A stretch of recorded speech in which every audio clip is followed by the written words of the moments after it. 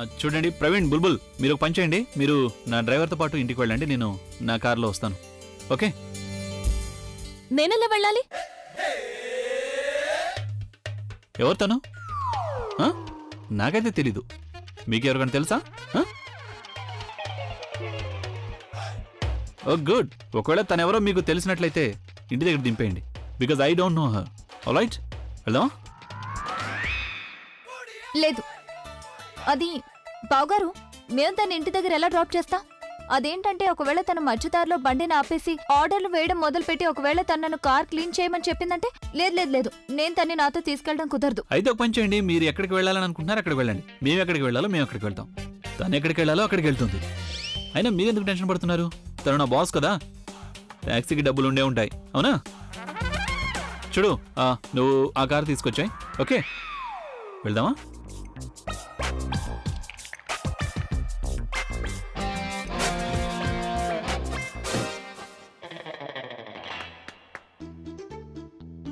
ఏం చేస్తున్నావు? ఈ కారు నాది, డ్రైవర్ నా మనిషి. మరి మీరెవరు అసలు ఇది డిసైడ్ చేయడానికి ఈ కార్లో ఎవరు వెళ్ళాలి ఎవరు వెళ్ళకూడదని? అన్నట్టు డెసిషన్స్ తీసుకోవాలని మీకు అంత కోరికగా ఉంటే ఇప్పుడు మీరే డిసైడ్ అవ్వండి ఇంటికి ఎలా వెళ్ళాలి అని. కార్లోనా లేకపోతే టాక్సీలోనా అని. ఎందుకంటే ఒకవేళ కార్లో రావాలనుకుంటే మీరే కార్ని డ్రైవ్ చేయాలి. అలా కాకపోతే మీరు టాక్సీలో ఇంటికి వచ్చేయండి. కానీ డబ్బులు నేనివ్వనా లేకపోతే మీ దగ్గర ఏమైనా ఉందా? అభి ప్లీజ్ వదిలే, మనం ఇంటికి వెళ్ళిపోదాం. నేను నిలబడలేకపోతున్నాను. ప్రవీణ్, మీరు బయలుదేరండి.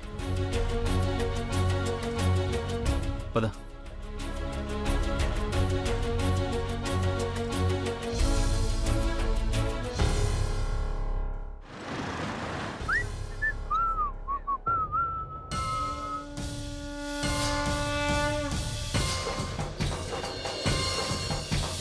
ఎంతో మంచి అవకాశం చేజారిపోయింది.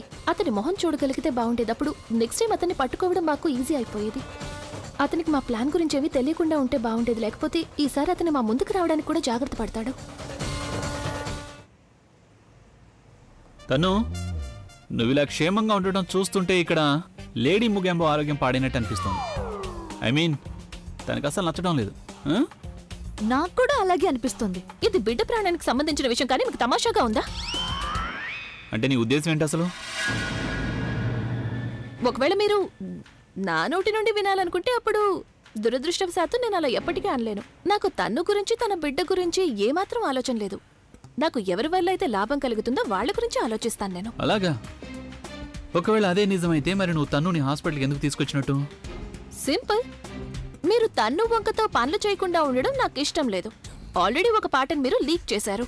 రెండో పాటని మీరు వీలైనంత త్వరగా తయారు చేసేస్తే నేను ఆ లాస్ ని కవర్ చేసుకుంటాను. నువ్వు ఇంకేమన్నా చెప్పాలా? ఇంకేమన్నా అబద్ధం చెప్పాలనుకుంటే చెప్పేయి. నేను చూడాలనుకుంటున్నాను నన్ను మోసం చేయడానికి నువ్వు ఎంత నీచానికి దిగజారగలవు అని. ఎందుకు ఆలియా, ఎందుకు నువ్వు ఇలా చేసావు? నీకు తెలుసు కదా నానమ్మ తర్వాత నీ ఒక్కదానిని కదా నేను పూర్తిగా నమ్మేది. ఏమన్నావు నువ్వు? ఈ మధ్య అన్నిటినీ మర్చిపోతున్నావా? అది చాలు. వాటిలో ఉన్న శక్తి విషయాన్ని గ్రహించి మనకు వివరిస్తాయి.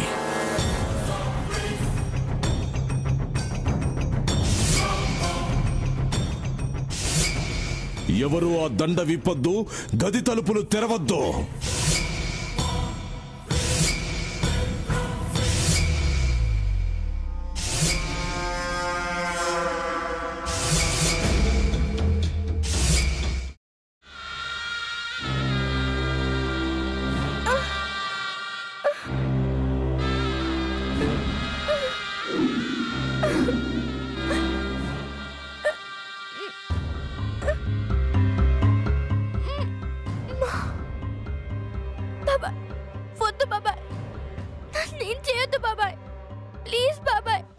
నీకు నిజం తెలిసినప్పుడే నా ఆలోచనలో నువ్వు చచ్చిపోయావు.